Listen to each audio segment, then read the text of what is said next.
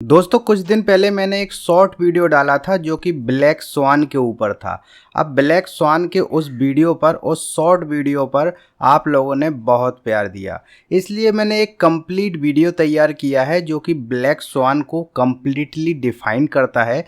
और इस वीडियो में आपको ब्लैक स्वान के बारे में कंप्लीटली पता चल जाएगा कि आखिर ब्लैक स्वान यानी कि काला हंस घटना क्या होती है और हाल में ही आई आरबीआई की रिपोर्ट क्या कहती है, और ये जो घटना होने वाली है, ये जो आर्थिक मंदी आने वाली है, ये किस हद तक खतरनाक हो सकती है, उस बारे में हम इस वीडियो में चर्चा करेंगे। तो ये ब्लैक स्वान की घटना कंप्लीटली मैंने इस वीडियो में बताई है। आप वीडियो में बिल्कुल लास्ट तक बने रहिए। अगर आप मुझे पहली बार देख रहे हैं तो चैनल को सब्सक्राइब कर लीजिए और वीडियो को लाइक करके जरूर जाइए। आपको बता दूं कि ये वीडियो सबके लिए यूजफुल होने वाली है, चाहे आप शेयर मार्केट से संबंध रखते हो या फिर आप एक स्टूडेंट हो या फिर सरकारी जॉब की तैयारी कर रहे हो, तब भी ये घटना आपको बहुत काम आएगी, क्योंकि ये एक करंट अफेयर की घटना भी है और बहुत सी परीक्षाओं में इस घटना से संबंधित सवाल भी पूछे जाते हैं। और अगर आप शेयर मार्केट से संबंध रखते हैं फिर तो आपको ये घटना का जानना बहुत जरूरी हो जाता है, क्योंकि शेयर मार्केट के अंदर इस घटना को सबसे खतरनाक माना जाता है। कई लोगों के हरे वॉलेट को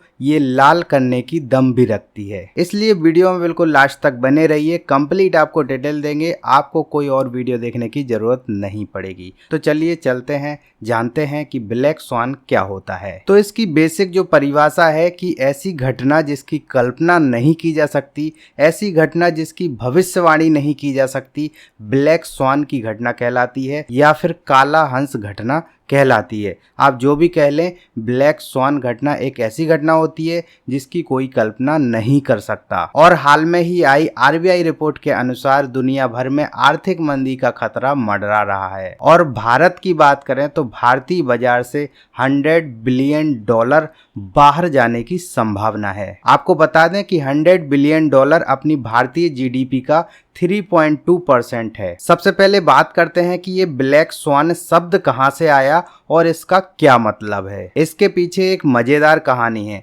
16वीं और 17वीं शताब्दी के आसपास यूरोपियन जो है वो ये माना करते थे कि दुनिया में सिर्फ सफेद हंस होते हैं, काला हंस ना तब तक किसी ने देखा था और ना ही इसकी कोई कल्पना की गई थी। लेकिन हॉलैंड के निवासी 17वीं शताब्दी में ऑस्ट्रेलिया के टूर पर जाते हैं और उन्हें अचानक काला हंस दिख जाता है, यानी कि ब्लैक स्वान दिख जाता है। ये जो घटना थी वो अचानक हुई थी, इसका किसी ने अनुमान नहीं लगाया था, ना ही पहले से किसी को पता था कि ये सब होने वाला है। बस तभी से ऐसी घटनाओं को जिनकी कोई कल्पना नहीं कर सके, जिसकी कोई भविष्यवाणी ना की गई हो, ऐसी घटनाओं को ब्लैक स्वान कहा जाने लगा। नसीम निकोलस जी की एक किताब भी है जिस किताब में इन्होंने ब्लैक स्वान का जिक्र किया है और ब्लैक स्वान किताब का नाम भी है।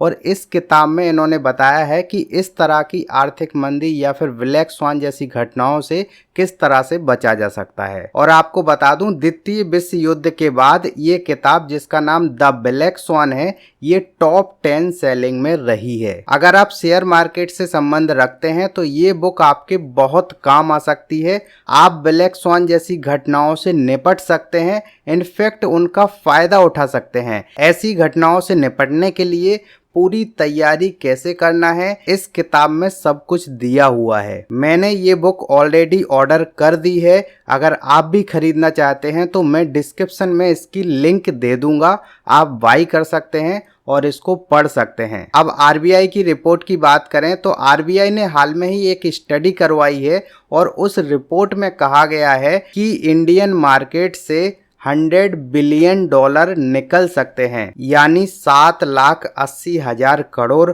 जो बाहर का पैसा इंडियन मार्केट में रखा हुआ है या फिर लगा हुआ है वो वापस जा सकता है, निकल सकता है। और अगर ऐसा हुआ तो ये एक ग्लोबल समस्या हो सकती है, आर्थिक मंदी आ सकती है, यानी कि ये एक ब्लैक स्वान घटना हो सकती है। आरबीआई ने अपनी रिपोर्ट में कहा है कि दुनिया भर के देशों में ये आर्थिक मंदी की समस्या आ सकती है और ये समस्या जो होगी वो एक ब्लैक स्वान इवेंट की तरह होगी, यानी कि आरबीआई ने हमें आगाह कर दिया है। अब ब्लैक स्वान इवेंट के टर्म आपको बताता हूँ। यह एक ऐसी समस्या होती है जिसको इमेजिन करने से, जिसकी कल्पना करने से आपको डर लगने लग जाए। ये घटना बिल्कुल ही रेयर होती है, इसके परिणाम खतरनाक होते हैं। ये घटना बिल्कुल अचानक ही आ जाती है। तो ये इसके टर्म थे, ये बहुत इम्पोर्टेंट हैं। अब आपको बताते हैं कि पहले ऐसी घटनाएं कब कब आई हैं, ब्लैक स्वान इवेंट पहले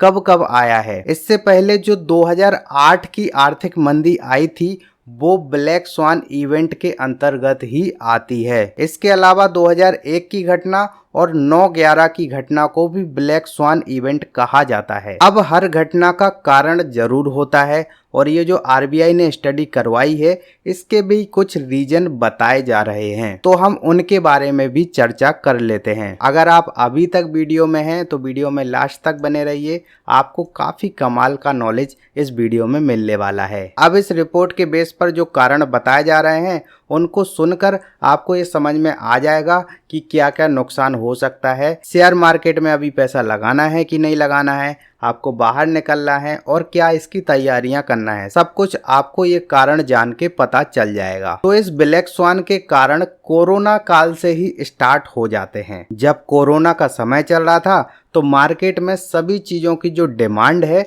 वो अचानक कम हो गई थी और इस बात को हम और आप भली भांति जानते हैं। अब डिमांड कम क्यों हो गई? क्योंकि सब लोग घर के अंदर थे, गाड़ियां नहीं चल रही थी, लोग कम सामान खरीद रहे थे, सारी दुकानें बंद थीं तो डिमांड कम हो गई और ये टाइम पीरियड काफी देर तक चला तो लोगों के पैसे भी कम होने लगे। फिर इस समस्या से निपटने के लिए दुनिया भर के देशों ने अपने बैंकों की ब्याज दरों को कम कर दिया और स्वाभाविक सी बात है जब ब्याज दरों में कमी आती है तो लोग ज्यादा से ज्यादा लोन लेते हैं, लोगों के पास लिक्विड मनी पहुंच जाती है और जब लिक्विड मनी लोगों के पास पहुंच जाती है, पैसा पहुंच जाता है तो डिमांड अपने आप बढ़ जाती है। लोगों को लगता है अब पैसा आ गया, अब हम वो चीजें खरीद लेते हैं जो हमें खरीदना थी, जिनकी हमने प्लानिंग करके रखी थी। अब डिमांड बढ़ने लगी तो धीरे धीरे सप्लाई भी बढ़ने लगी। वहीं पर अमेरिका में क्या हुआ कि बैंकों ने ब्याज दरें कम तो करी दी,